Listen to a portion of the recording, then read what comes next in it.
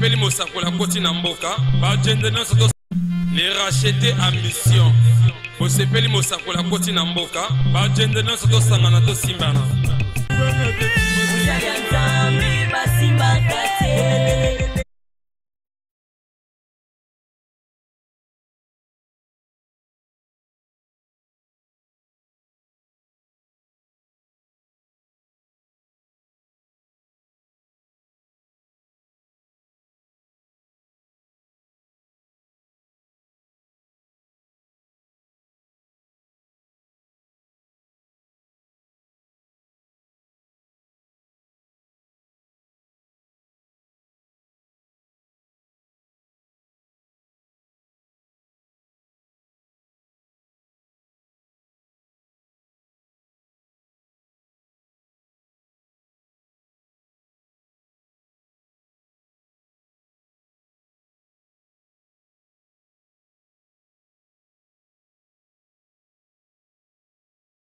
Monene na Luanda et puis na Kinshasa, mais na moment où Azana Biso Awawa, bien sûr que grâce au à Elibiso et Zapona Tamouke, parce que les dimanches après culte à Zozon Anae Kinshasa, les dimanches après culte à Zozon Anae Kinshasa, mais c'est important pour rater grâce au thé parce que lorsque ma passager ba yendemana Bible Zopé sa biso recommandation à un visiteur, et lorsque tu reçois un visiteur na sens normal eza oyambi nzambe, et lorsque rejeté visiteur okoko rejeté pe nzambe. En ce net moment mais y a ajouté encore qualité mususu aza mutu na nzambe, aza pasteur, aza prophète, pasteur en fonction mais prophète du ministère. Donc c'est important de bénéficier grâce au yo et longona mutu na nzambe, les pasteurs, les prophètes plutôt fistons, Dianyongi intégral Oyo Azana Biso. Bien aimé, tozolo bela grand sujet, otomonaki na kata ba fiche, omonaki na kata ba invitation, otolobaki ezali les mouvements prophétiques. Grande action, où ezali les mouvements prophétiques. Na kata mouvement prophétique, tochaki thème moko important, ezali les actes prophétiques. Donc mouvement prophétique, tochaki thème les actes prophétiques. Alors tolobelaki et totiraki thème par rapport à la création. Lorsque Nzamba Keli Mukilnae, Bible Zolobaka Keli Biloro Nyonsoma, comme il a un moment, à l'obi maloba que faisons l'homme à notre image selon notre ressemblance. Lorsque Nzamba lobi faisons l'homme à notre image selon notre ressemblance, et comme à un moment, Nzambe Olia Souka kana parole prophétique parce que Mutabimaïté. Donc Nzamba lobi na niveau parole, faisons l'homme, mais mutasalamité, mais or aloba que la lumière soit et la lumière fut. Il pouvait aussi dire que l'homme soit et l'homme fut, mais alobi que faisons l'homme à notre image, mais mutasalamité, mais il a fallu Nzamba sala un mouvement. Alongwa na mapata akitati na mabele, c'est ça le mouvement. Nzamba kiti na mokili, après cela azui mabele asali yango a façonné yango na maboko na. Vous voyez, donc Dieu quitte le ciel, il vient sur la terre, azui mabele abandio façonné les actes prophétiques. Il a fait un mouvement quittant le ciel jusqu'à la terre, et après il commença à manifester les actes prophétiques. Après un temps, mutatelemi lokwa stati, il souffla dans ses narines le souffle de vie. Et l'homme devient un être vivant. Et bien aimé dans le Seigneur, il y a un autre dans le domaine du mouvement prophétique, Jésus a fait un mouvement. Et ça, moi, si mon koboye, azalaki na kunki na kati synagogue, et selon synagogue, ordre ya sacrificateur na ba lévite, et zalaki mobali ya koko ma place à basité, basi place à mibalité, na kati synagogue, moi si koko ma place sacrificateur azate, pour ce cas la période menstruelle à koke otaché mutu na nzambe a comme un souillé ou impur, mais une femme, Jésus les toucha, a touché comment? C'est qu'a brisé l'oué à Dieu. Donc il y avait un mouvement entre la femme à l'ongoué juste Meskaza, à y vers le Jésus-Christ de Nazareth, ou encore Jésus a quitté là où il était pour venir là où la femme était. Donc sur ce qui concerne les mouvements prophétiques, bien aimé dans le Seigneur, Jésus un jour aussi tolobela qui aveugle moko, il y a 3 aveugles au Yeswa Biksa na kacha vi moko ezaki Bartimé, aveugle mususu Yeswa ebisie omona abina omona batuloko banzete, c'est très dangereux hein. Donc première fois Jésus a échoué. Mona mutamoni loko batuloko banzete, mais il a fallu encore à ça la deuxième service, donc second touché. lorsqu'il toucha encore, l'homme il voya clair. Pourquoi? Parce que Jésus a fait au premier tour, ça n'a pas marché. Dieu sur la terre, mais premier tour, ça n'a pas marché. Bien aimé, il se peut que Navino, au Kosalama, comme premier tour échoué, Kosukawanate, continue encore. Il y a encore la victoire. Vous savez, l'échec dans la vie, et ça peut être expérience dans le parcours de la vie. L'expérience, c'est l'ensemble des échecs. Voilà pourquoi yo m'échoué dans le mariage première fois, ne t'arrête pas par là. Yo m'échoué dans le ta première fois, ne t'arrête pas par là. Yo m'échoué dans le commerce, ou échoué dans les affaires, ou échoué dans le moussala, ou échoué dans le diplôme d'état. Même si au katani 2 fois, au katani 3 fois, cette fois ici, je t'annonce yo okozwa na kombo Yesu. Na solo bela étudiant nyonso. Élève nyonso, na solo bela finaliste nyonso. Yom tozo présenté année aux Olandangas Casco. Sémence y a réussite et comme un tapis na porte na yo au nom de Jésus de Nazareth. Nous avons proposé aux prières et avant que tu évoluies encore autant plus avec toi. Vous savez bien aimé dans le Seigneur, Jésus a fait un mouvement et Bible dit il s'accroupit et justement il est descendu sur la terre, il s'est penché sur la terre et a eu poussière et a mabélé à sangsina soi parce qu'avec les mots qu'il bossonnait, il appliqua sur les yeux de l'aveugle. Donc le mouvement qu'il a fait à descendre sur la terre, Azouamabélé, c'est un mouvement. Et il a pratiqué un peu avec ses mains. Il a fait des actes, il appliqua sur les yeux. L'aveugle a vu. Aujourd'hui, je vais vous dire une chose. Et si aux paroles prophétiques et agir, acte prophétique et quoi agir. Nous sommes des prophètes envoyés pour la solution. Et si au lobby maloba et simbité, acte et quoi agir na place à maloba. Nazo croire que nzambe tanga lobby faisons l'homme à notre image, réaction salamina nute, mais akiti na mabele abandisco ko façonné na maboko na e, mais makambo bando kana et simba. Yango na lobby onyoso bando sale simbité na maloba. Mais eko simba na ba acte. Yango moni to lobby que lobby tout le monde azana jina à rouge. Ce sont des actes prophétiques. Il y a un jina à rouge, jus sucré. Donc sucré, il y a rouge, n'importe quel sucré, mais ezaka couleur rouge. Au latte lambano a pembe et lambano a pembe.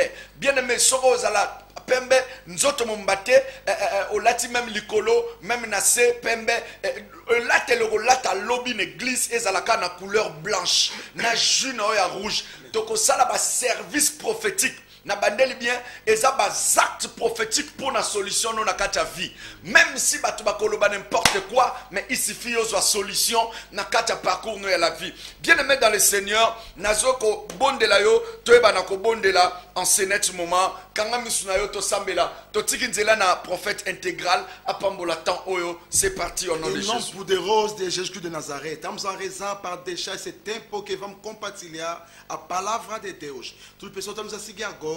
Deixa que essa palavra transforma a vida de uma pessoa está nos seguindo na casa dele, dentro do gabinete dele. Uma pessoa está nos seguindo agora, tem boi de problema. Estamos a acreditar dentro do nosso coração que Deus vai dar a resolução, a cura, em nome poderoso de Jesus de Nazareth. Nós rezamos. Amen. Amen. Amen. Bien aimé dans le Seigneur, tu es lié sur ma bourre, ma casse, et c'est Alléluia. Yesu azana bomo, Yesu azana bomo, Yesu azana bomo, Yesu azana bomo. Bien aimé, ma boko zobeta nanda kunezo me ma changement, ma boko zobeta nanda kunezo me ma guérison, ma boko zobeta nanda kunezo me ma miracle, ma boko zobeta zo me ma délivrance, ma boko zobeta zo fongo la vie na yo, ma boko zobeta zo kimi saba démon, ma boko zobeta zo kimi saba esprit mabe, ma boko zobeta zo kimi saba déception, ma boko zobeta zo kimi s'échec. Ce sont des actes prophétiques, fais-les bien. Ce sont des actes prophétiques, fais-les très bien. Quelque chose se passe dans votre maison au nom de Jésus de Nazareth. Ainsi que nous avons prié. Amen. Amen. Bien-aimé dans le Seigneur, tous ceux qui évoluent dans l'homme de Dieu, le prophète intégral Djanyongi. Voilà l'homme de Dieu.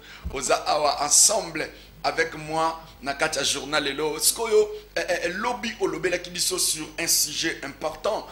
C'était quoi au juste parce que zanebela batu ba monante mais lobby ezasko dernier jour na biso na yo donc Nakata action où il y a les actes prophétiques. Qu'est-ce que vous aviez dit hier? Lobby tu sais qui peut Nzambe, merci beaucoup prophète Joël Héros pour l'invitation na yo na plateau na yo pour permettre mosakoli nzambe aleka pour partager plateau moko ensemble tika nzambe apambola na kombo na Yesu Kristo. C'est vrai, l'autre sujet très important par rapport à l'acte prophétique tobelaki, tobelaki sujet, tobelaki qui peuple nzambe plutôt recommandation, ba mabanga na bango.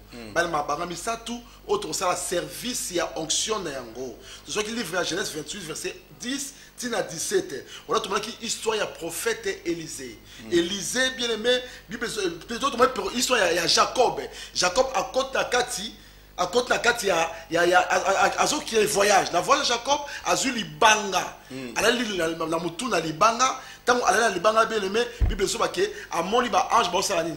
Bazo kita azu vision chef ba ange bazo kita bazo mata. De Jacob a comprendre que esika wala esika ya nzambe pe maison ya nzambe. Na verset 6 totanga ki babi Jacob s'éveilla de son sommeil et dit certainement Éternel est présent dans cet endroit et moi je ne savais pas. Abi oezanda kuna nzambe pe porte ya nini ya lola. Bien aimé dans le Seigneur, c'est ce que mabanga toki ba témoignage nango. Toki ba témoignage makambo o nzamba salaki na mabanga toki nango to wendre mabanga misatu nde ba kele bandaku balel nango la butu baloto ba ndoto pe nzambe asali ba miracle na perte ta mémoire. Ba mémoire ezongi mbasu et kauki. Donc PC PC et Kauki à ce net moment une jeune fille à 21 ans 21 ans PC na maboko na makolo même maman na emoko asimbaka bato na nzoto asalisa bango na bokoko na bamakasa mais akokaki service wana te mais na acte prophétique o bayaki na église lobby plutôt ezaki awa wato prophétisaki na direct na TV ezana mwana mwasi moko alali na canapé na bango mais na moment oyo azana mpese nzoto momba tutu to zonga na église ntomoni na mama na ebaye mama na ya salisaka bato na kati ya bakisa bokoko asalisaka bato ya ba maladie ndenge na ndenge mais ce phénomène babwakeli mwana ne maladie ezosimba te. Bien aimé dans le Seigneur, mbasu y compris pese na maboko ya kosakana te na makolo ya kosakana te moi nazo sala pena mikwa kwa karako. Donc juste to komi na kati à l'église en pleine prière aussi le message prophétique est bimi et après cela to sel ba service les actes prophétiques to saki surtout l'obézaki ba service à l'huile mutunyo so yaki na bouteille à l'huile d'olive na e to sambela kinango et mwana abiki lelo abandi ko kima mbangu yemoko na prophète tamatali bébé à jeune fille en question alobiki yo bandi okima mbangu parce que la fille a qui par terre il y a ko simba a qui par terre et bien aimé dans le Seigneur mais lelo atamboli yemoko longwa une église sans que bayana maman nzela moko et puis pendant que tozolo ba abiki sami et nzamba za capable abikso même si oza na maladie lumbaka solo oza peut-être na stérilité nazolo bano ba acte prophétique surtout ya lobby ya ba jus. Je pense que Jiwana toko melango après avoir ko pambola yango ezo kipe na mote soko zo baptême toté parce que eza service à sainte scène moko recommandé orientation prophétique waneza orientation prophétique même si moi na 12 ans akoko melango même bébé akoko melango donc waneza service prophétique il suffit kaka justement au accepter la directive prophète à Pessi et anango likambo pesa mbongo te et anango likambo futa son unité prophète Héros Joël a mbaka gratuit et justement bisona prophète ozo mbaka gratuit to futa rabatu mbongo te droit d'entrée kuna ezate pona mona biso ezate ozo futa logo pomona c'est facile et puis na culte et justement et banda na 8h ya lobby dimanche jusqu'à 12h. Donc, il y a un service de 8h à 12h. Et il y a un service prophétique. Donc, à partir déjà, si il y a 9h30, l'homme de Dieu, Azuma Loba, Tobandi ko déclaré. Donc, 8h déjà, comme en église, assister à un service, Nyon sur Salama, pour la sécurité.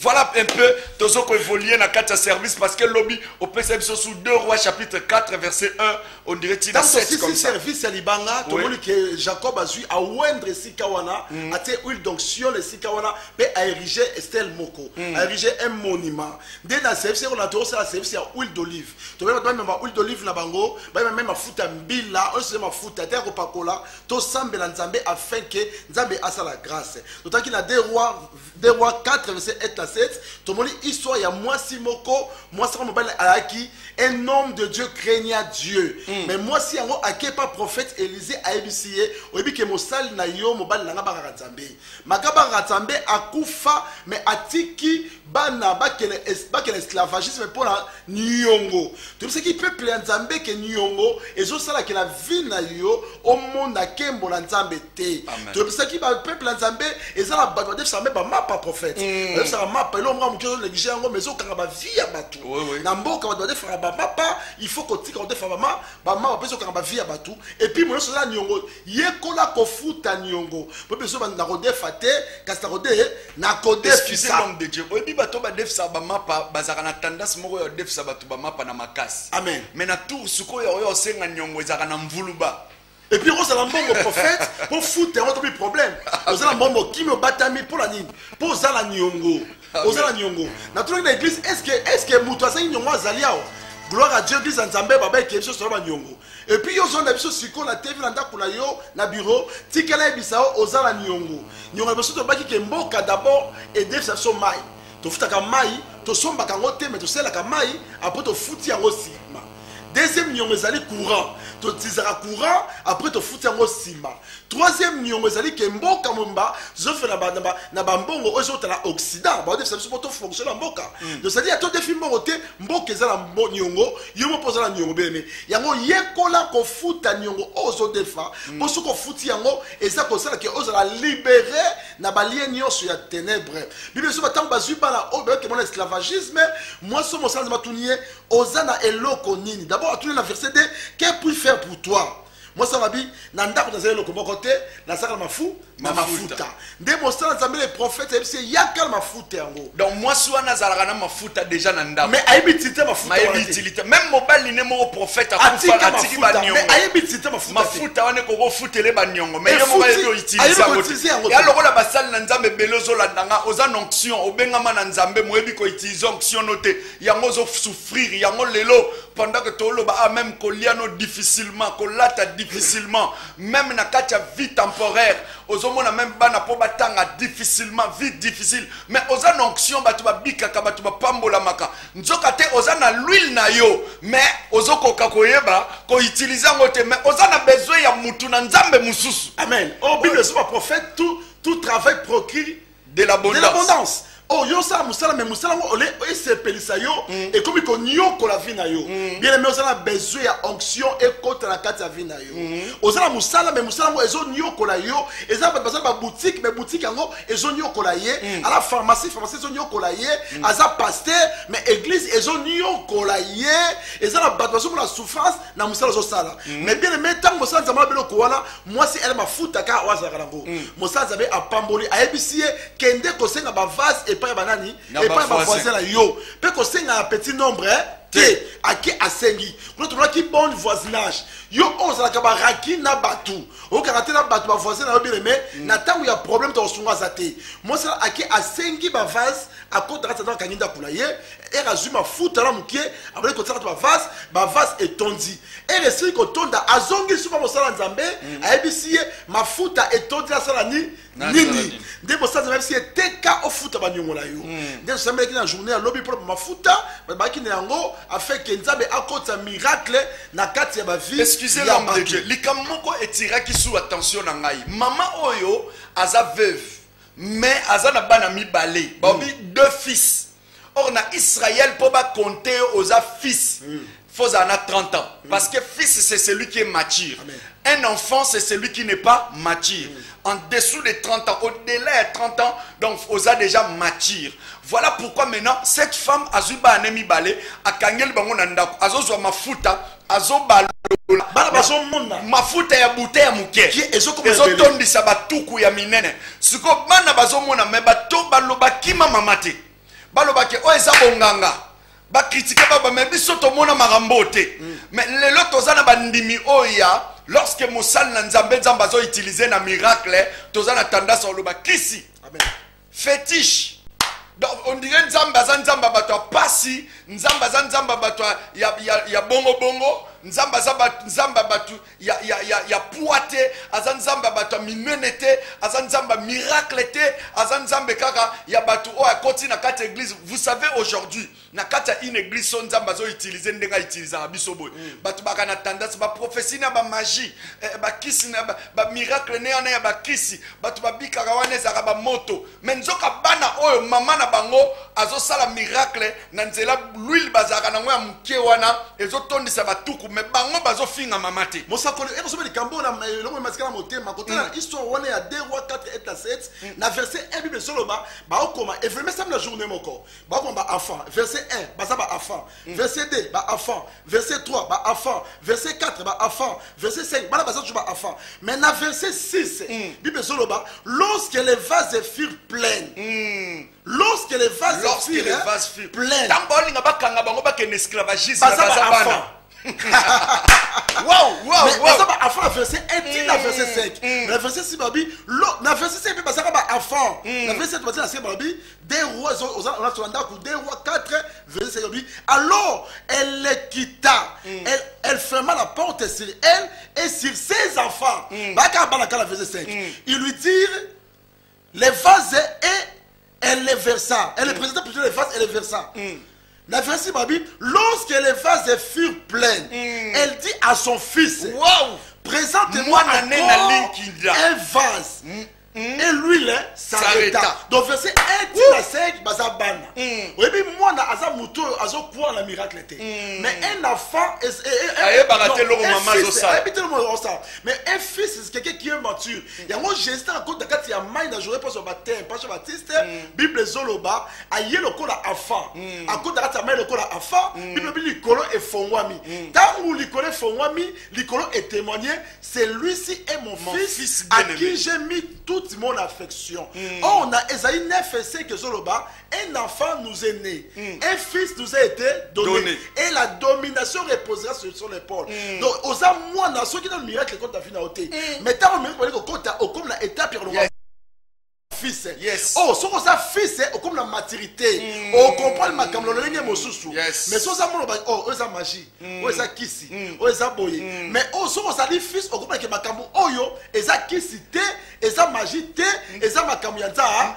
Nalingi na réfléchir na bandeko depuis banda koloba tindingo okendaka na logique wana ezalaka nzambe qu'est-ce qui a changé dans votre vie? Est-ce que tu évolues d'abord? Est-ce que quand na ba directive prophétique otozoloba te pour que otala changement o ekokoma na kati ya vie na yo parce que nzambo ya biso esika nzamba zande komoka yembi alobi eyebanaka cela veut dire eyebanaka na ba miracle eyebanaka na ba prodige eyebanaka na changement eyebanaka na évolution parce que alobi voici mon serviteur, il prospérera, il montera, il s'élèvera, il sera très plus haut placé. Donc tu vois, donc Dieu a des étapes, il a des dimensions. Mais quand tu as stagné na niveau moko célibat, na niveau moko sécheresse, na niveau moko mvutuma, na niveau moko blocage, na niveau moko bien aimé, il faut regarder bien. Tu as besoin des actes prophétiques des pour évoluer. On va dire que la critique en dépôt banda otanga. C'est que la Bible dit. C'est que la Bible dit. Dieu ne lit pas la Bible.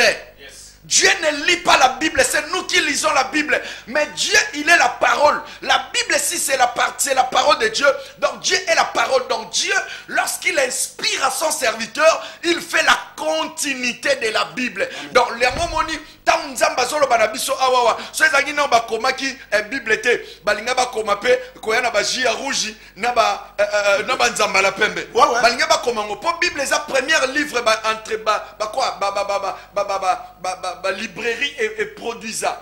Premier livre au monde, c'est la Bible. Parce que ça contient tout. Des livres. Premier livre. Oh, bah, Biblia, oh, bah, diffusa, na monde, c'est la Bible. Voilà ce qu'on va diffuser encore une époque, na biso, bah, il y a pas comme appelle Gia Rouge. Na nzambala otozo sabino parce que en ce net moment otozo loba ezo bikisa ezana batobele na service à mabanga ezana batu maman ayeko expliquer biso ayeko expliquer biso boaki ka libanga na porte muta ebité amona bo molili pesa ezalaki akota boye tata lupango azwebisa ye eloko obwaki na porte kende kolongolango kende kolongola eloko wana obwaki na porte. Est-ce que tu peux imaginer de telles choses? Ce que maman wana soki aboyaki kotosa biloko boye et pendant que tozoloba awa wasika sikoyo papa lupango abandi malade grave. Malade grave. Et ça n'a pas te belé bakangama bande kodele bazobenga déjà 082 93 93 234 deuxième numéro. Tu as déjà bandeko parce que le lot tu as invité Batou, tu as mis de à continuer à régie. Oui, allô? Oui, allô prophète, bonsoir. Bonsoir papa, Obengu api kombonan. Ouais, c'est Papa Richard, je vous appelle depuis le camp Onatra. Papa Richard depuis le camp Onatra. Ouais. Molimo na nzambe azolo banangana ebiso Papa Richard. Pendant que Obengi awa ozana molimo tembe makasi na makambo tozolo ba Obengi po o critiquer service auto sala lobby ya J ya rouge na nzambala ya rouge. Et nzambala pembe. Bozo discutango na mwasi na yo kaka sikasko na ba na bino mibale. Moi na bino moko azana 11 ans et moko azana 26 ans. Mais nzamba zo ebisanga na ebisa yo ko critiquer service auto.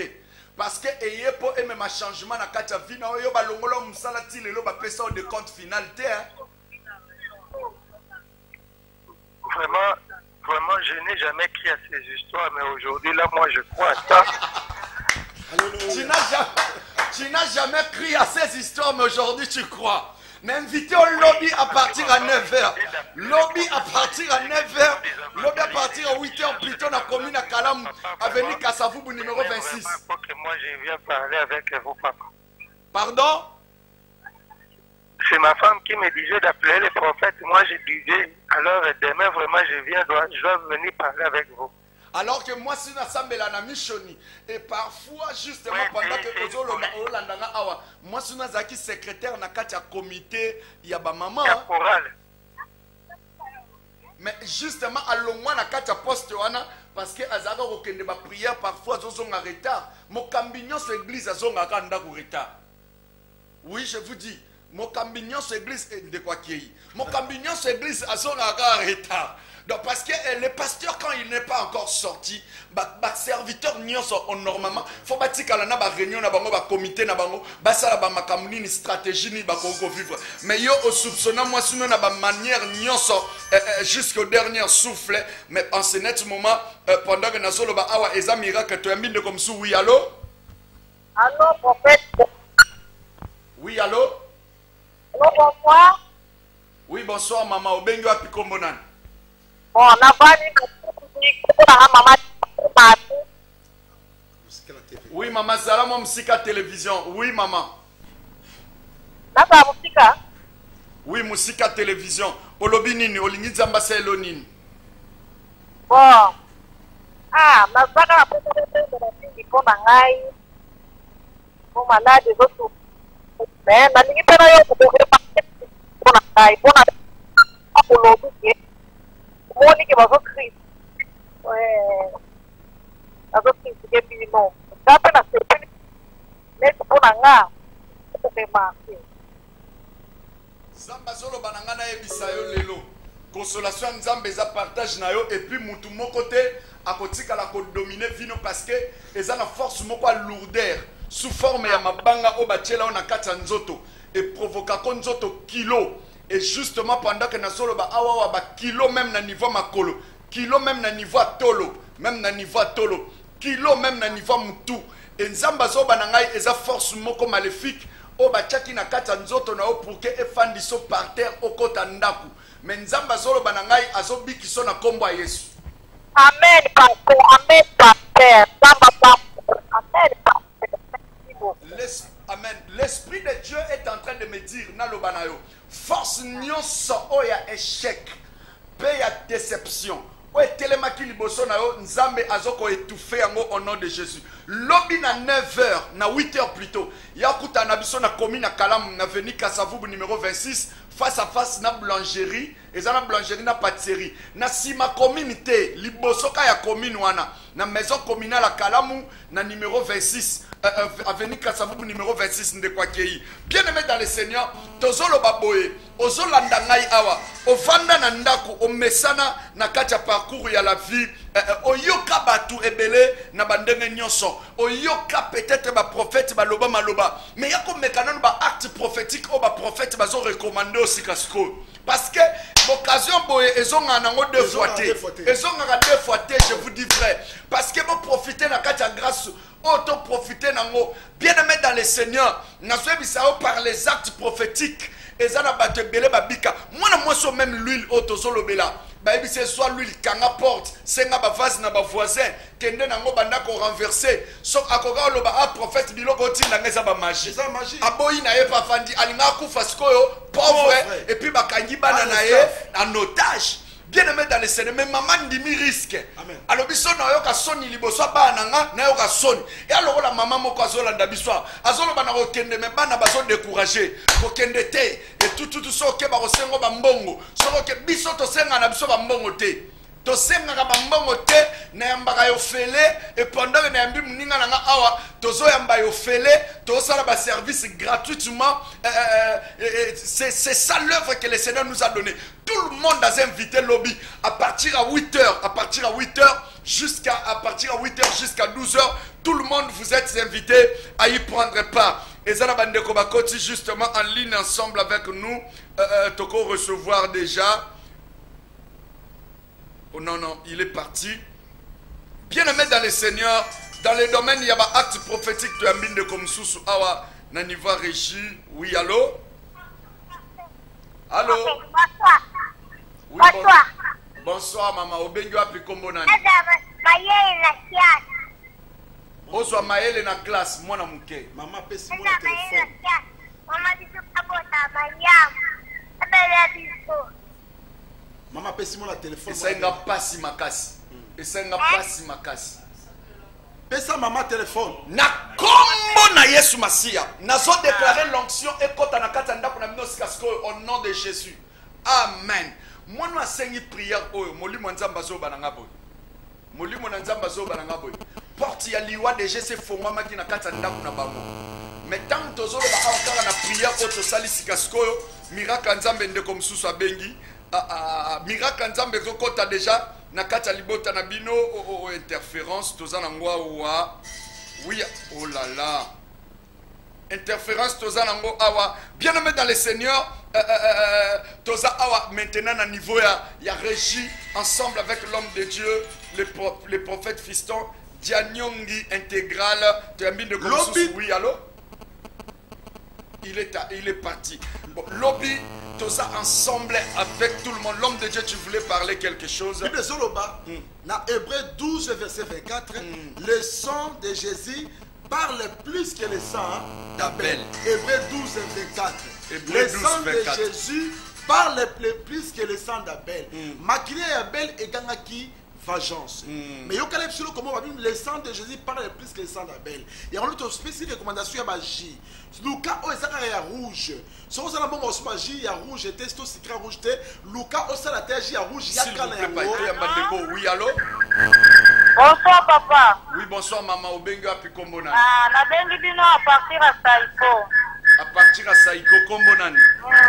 Kombo na nga Delange. Nazo linga bonde la pona nga pona uleli mingi na kaya vérité. Sœur Bélange, dans la musique à télévision na yo tozo bonde la paix tozo prophétiser. Mais tant que Zoloba, nazo mona ser na likumuna yo osaka.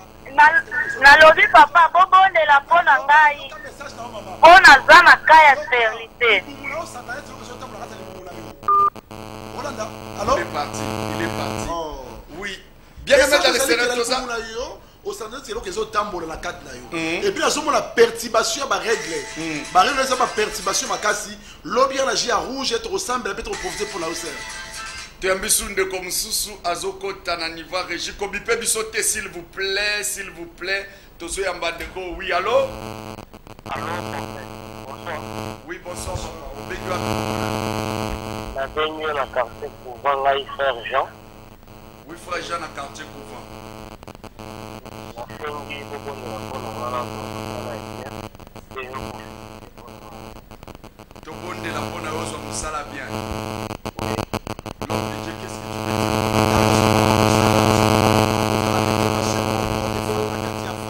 Non seulement yo, au sein la famille, au sein la problème, on est à Mamoussala. On a un papa. On a un aïe. Allô? Allô? Au sein la problème, au sein la problème, il y a un problème à Moussala. C'est ça qu'elle a yoté. Mais la famille, la bino, au sein la bateau est belé, parce qu'il y a un problème, il y a manque de travail. Attention, Moussala et qui est la thé. Pour la zone, on a sous-forme, il y a fruit moko na moka. Parce que fruit, parce que c'est un peu couillon, c'est ma belé. Tant que poli, et baby ça, étoile, il y a bateau sur la famille, na côté travail. Et quand le travail était, on n'a pas déconné à Bassi, mais on m'a là, et ça n'a pas de problème. Vous savez, papa?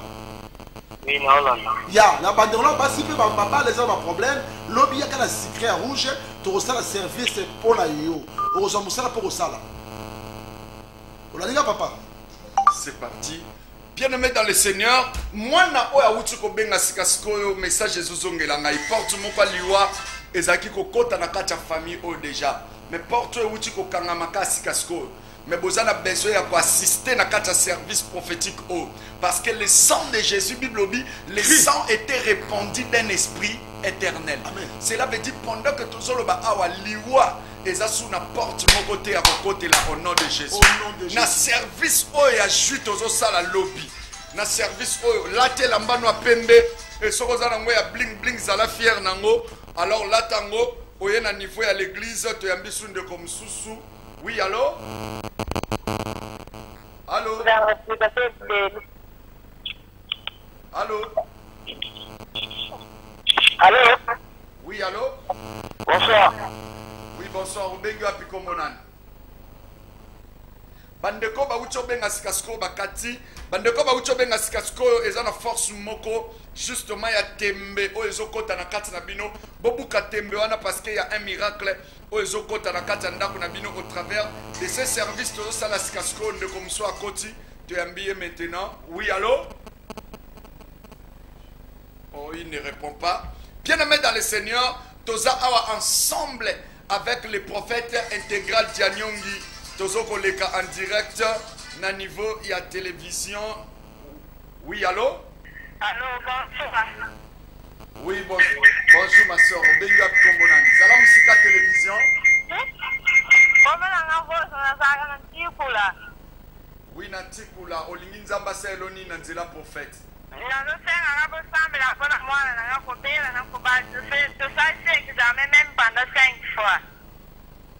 Mwana kobela. Moi, il faut aïe la service maman. Parce que service maman qui ça la oyo et que ça la grâce pour la moi habite miracle. Malade tu vois exemple a dit normalité. À ce moment-là 5 fois, c'est-à-dire qu'il y a un problème spirituel qui est là-dedans. Et puis moi a sacrifié déjà, il y a quand le lobby nagi à rouge afin que Nzambe habite qui ça y est. Prophète, et puis qu'ils ont battu mususu, mais ça la première makila, ma ennemi, ma clé c'est la kabango. Moi non, celui ma clé sili et sili. Et si yo sur la sur TV sikoyo, mon nom c'est soloba, on s'appelle moi la moko landa makila et c'est la kaita ngobioso. Il y a quand la gine auto sur la service afin que makila moi la ezonga normal. Makile moi la ezonga normal. Oza la problème maladie moi la kati nzoto na yo ezos la té. Oza la problème diabète, oza la problème estomac, cancer. Ne comme ça côté oui allô? Bonsoir. Oui bonsoir maman. Benga Kombonani. Ona Christine, na benga Isia. Oui, olingi nzamba seloni. Nzamba kama ya Kristo na mbai na lai. Ndio makasi. Kampo na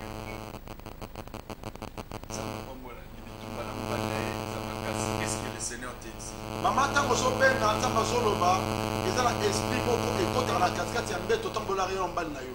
Osona ngai ezala phénomène de bandoto otaka souvent sur le mbali na yo, olota ngo souffrir ce betaka, et bandoto tso la rapport na mobali mususu.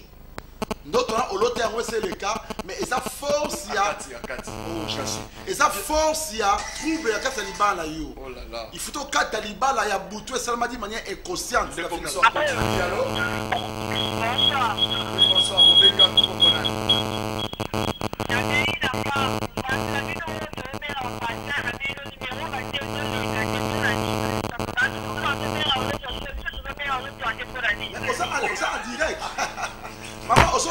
Ozon les cas en direct. Mais Namimicho, yo, bengi biso Ozwi biso. Ça, c'est une fausse accusation. Non, Yoka n'a expliqué au phénomène avant de prophétiser. Yoka n'a. Au moment pendant que Bolada biso na Sarah TV, plus de 2000 personnes, 3000 personnes, cela n'a expliqué d'abord et fait haut. Et ça, les belles tu vas comprendre raté. Lorsque Ozolanda émission na Sarah TV, Ozolanda émission na télévision, ton na radio, film au Bimbaboza combien de personnes? La moitié presque est à ville balandara chaîne ou à Sarah TV. Et quand on a bon mobimba, donc saturation et bas appel. Cela veut dire aux a besoin pour au côté en ligne nabiso, il faut insister parce que il se peut que l'union benga muso à côté.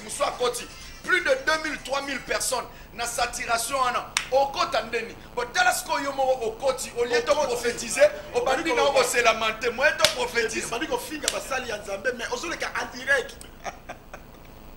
Donc exposé. Ça m'a exposé pensée négative. Tellement ça la pensée autour de la pensée négative, ils m'ont sauvé on se va coûter que mambo loba et je le cas en direct de soit là d'ailleurs. Donc à la prochaine fois notre sœur, je vous appelle, je vous invite à être humble. Lorsque au lieu mon miracle na mutanzambe ko yaka na tembete parce que la plupart batu ba yaka fait na tembe nzamba tika bisote. Nzamba tika la jamais au sambu sabiso. Que liboso télévision tona liboso l'église mutu moko temba telemi nako pupola na ngaka parce que nzamba otika la jamais ko sambusanga publiquement ako sambusanga jamais donc na pupola na ngai mais yo siko mutu ngo na pupola moi za bénédiction nango donc cela veut dire lorsque ozoka mutanzambe zala humble mikitisa zala la pierre amkola Yesu mais azoya l'église à Yesu azo mikitisa Yesu azo tinda e tu ambinde comme sous na niveau régie.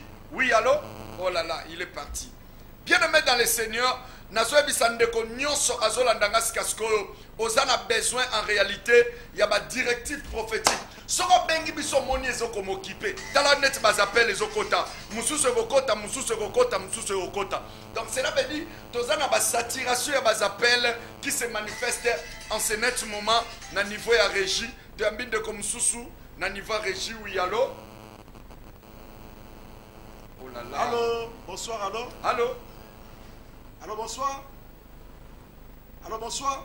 Lobby à Kalajino et Rouge, tu reçois la service. Vraiment. Tu reçois la service de Rouge. Yo, oh, Makila, et ça le problème. Makila, et quand déjà virus, il y a HIV. Tu reçois la service, il y a VIH. Tu reçois la service, il y a nettoyage. Je remets là, et que nettoyer pour purifier. Allô, bonjour, bonsoir. Oui, allô? Oh là là, mon saturation. Oui, allô? Oui, bonsoir, maman. Obenga Pikomonan. Oui, bonsoir, Obenga Pikomonan. Oui, sœur Eugénie, Olinginza Passa Eloni.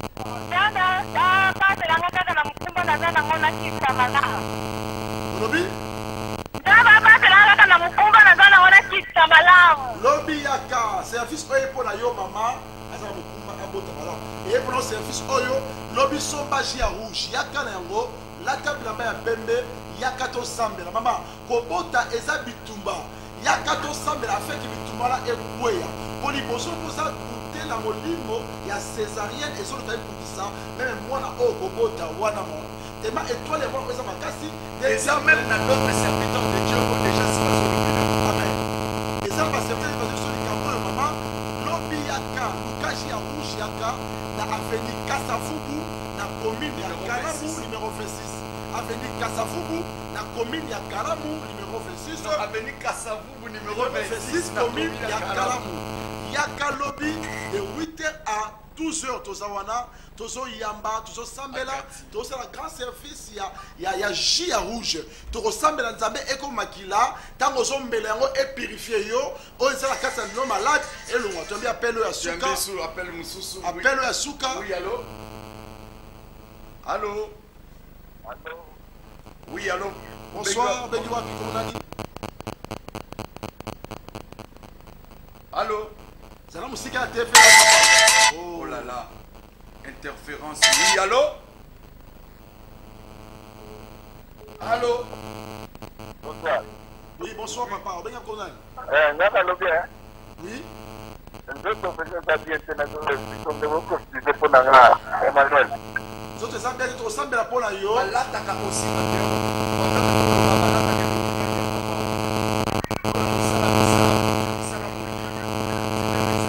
réputation na même eza en cause réputation na même eza en cause bafumondoki bapemondoki batraito na bakalite nyonso baqualification nyonso mabe parce que nzoto oza nango eza ya yo te bachangea yo visage bachangea yo nzoto pendant que nazoloba awawa pendant que naoloba awa mais l'esprit de Dieu azoloba nanga esprit nawe eza nango normal esprit nawe eza nango normal mais image wana oza nango eza ya yo te alatisa yo visibilité image mosusu na niveau ya nzoto mais nzambe alobi alinga biso na kombo na Yesu. Allô? Il est parti. Okay. Oui, lobby à partir de 8h, à partir à 8h jusqu'à 12h. Tozokuta na biso na sona commune à Kalamu, na veni Kasavubu numéro 26, to yambine de comme Soussou. Oui, allô? Allô, bonsoir. Oui, bonsoir papa. Nazana problème au réseau de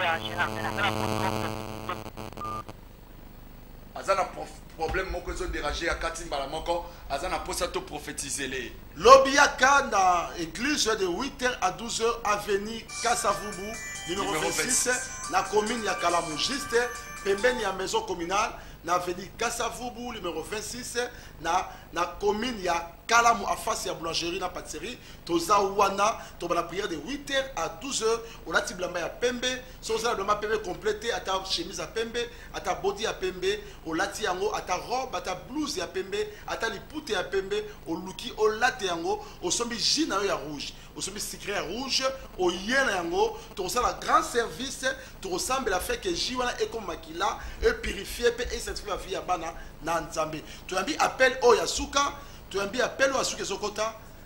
Allô, bonsoir. Comment on a le papa Bengi Wapi? Allô. Allô, oui, bonsoir. Oui, na sebe kombangu. Kombo nani olingi nzamba seloni. Kombo Nzuzi. Nzuzi. Olingi nzamba seloni na nzela prophète. Olingi basambela pona yo. Merci frère Nzuzi.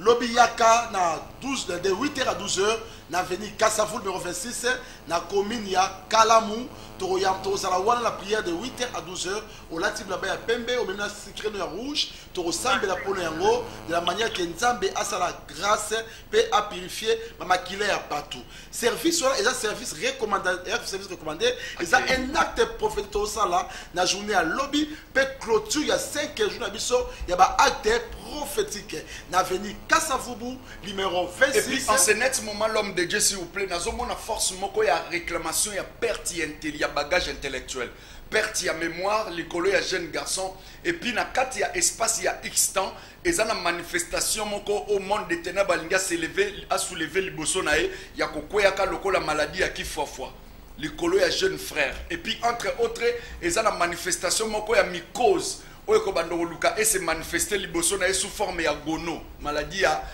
ya gono babenga oni saut de pisse liboso ya jeune frère mais tandis que pendant que nazoloba awa nazomona ye na vie ya désordre ya bana basité mais justement cette force est préparée à envahir sa vie pour na ko bouleverser et puis entre autres nazomona une semence ya tétitesse likolo na ye vis-à-vis même ya ba parents vis-à-vis même il y a des conseils, il y a famille et par rapport à la conduite, le même niveau d'études pendant que nous sommes limité na pousser en ce net moment pour que akoma voyou mais pendant que nous sommes la grâce de Dieu et se manifester dans sa vie au nom puissant de Jésus ingénieur a signalé biso minute na biso et comme déjà na souka presque tozo koma maintenant na moment toza obligé to kata émission na biso pour to sambela pour tout le monde.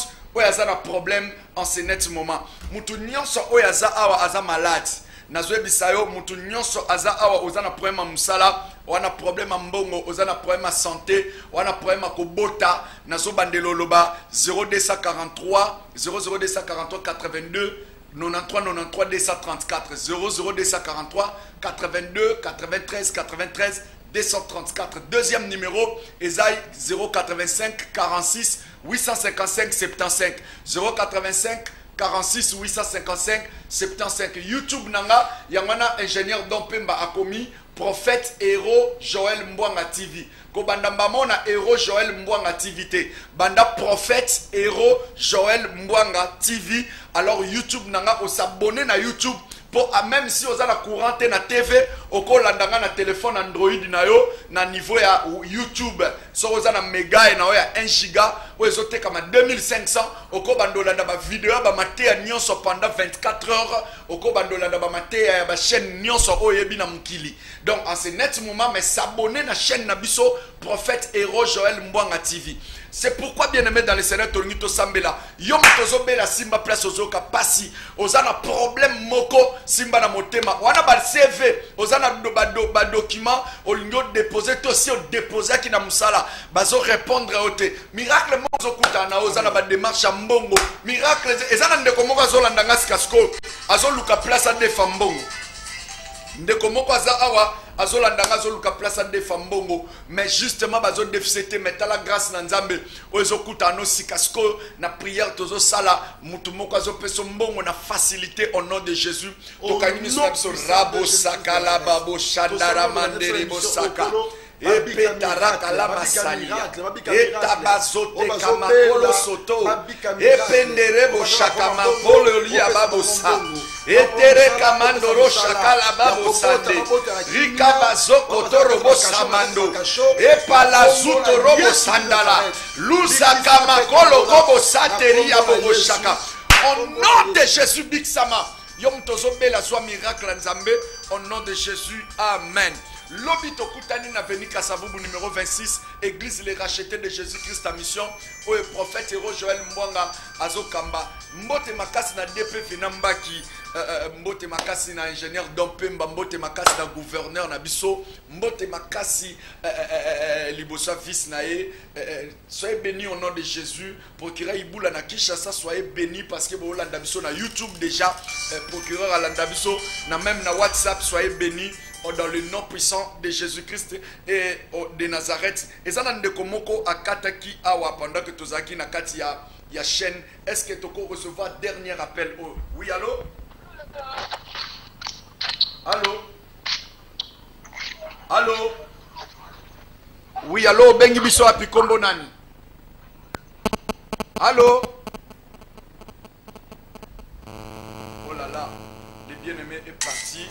Voilà, émission la mission presque Suki Awa. Tozo recevoir les autres après même émission. Soyez bénis au nom de Jésus. Bye bye. Bye.